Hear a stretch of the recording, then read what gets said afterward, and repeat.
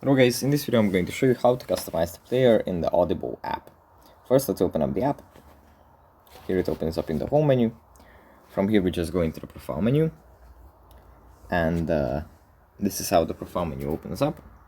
From here we go into the top right corner, tap on the cog icon, and then we tap on player, then we tap on player customization, and here at the top we find the 4 functions that we will have in the player menu when we listen to an audiobook.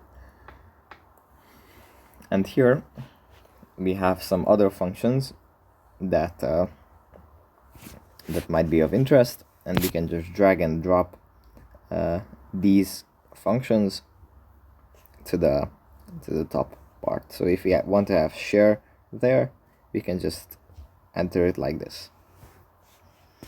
And yeah, I guess that's pretty much it for this video.